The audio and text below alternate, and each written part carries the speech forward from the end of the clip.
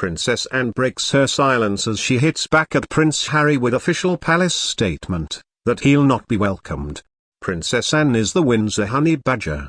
Markle didn't lose her voice, she just never had anything significant to say. Anne doesn't say much, her deeds speak.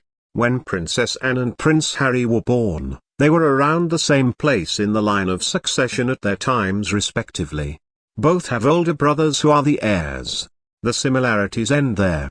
Princess Anne is the hardest working member of the royal family.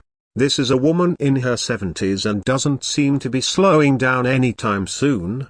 She was displaced in the line of succession by two little brothers in a time where male children took precedence. For all of Harry's gripes about security and safety, Anne was almost kidnapped. She survived a terrifying experience where her bodyguard and driver were shot. Her children, who at the time were born as the grandchildren of the monarch, don't have titles. Harry and Meghan's claims that Archie did not get a title and security due to his race is ludicrous. Archie isn't even brown. Anne's children, Peter and Zara, are white and don't have titles and security. Anne's former husband fathered a kid while still married to her. Both her parents died in close proximity to each other. She doesn't sit down in interviews and complain about any of that.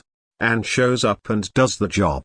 She is always put together and even carries her own bags. She has served her people well for decades. For her service and duty, she is respected, something Harry will never be. Her husband seems to respect his wife's role and doesn't try to push her around and steal the attention. She seems to be a doting grandmother and have a good relationship with her children. Anne could probably retire from royal service with her horses on her own terms. Harry could have learned a lot from his aunt. Not being the heir doesn't mean less valuable or not important. He could have built a role that would have suited him, just like Anne has. Meghan, as a self-proclaimed feminist, could have learned so much from her. There can be more powerful things in life than talking about how much of a victim you are. Meghan claims she is a woman who married a prince and lost her voice. In actuality, she has never been silent or silenced. On the flip side, Anne is a well-respected princess whose actions speak louder than words could ever say. I would think being a spare would be the ultimate spot in the family. Yeah, you don't get to be king, but you can have all the perks of royalty but also still have some autonomy. But that depends if you're not lazy and are willing to stick within a budget which is still like $1 million. The opposite of what Harry and his wife are doing. Harry did have it made for a long time for being a spare. I believed his PR image until now. I would much have rather been in Margaret's shoes than Elizabeth's. Anyone who complains about being the spare, whether it's Margaret, Andrew or Harry, is a raging spoiled idiot.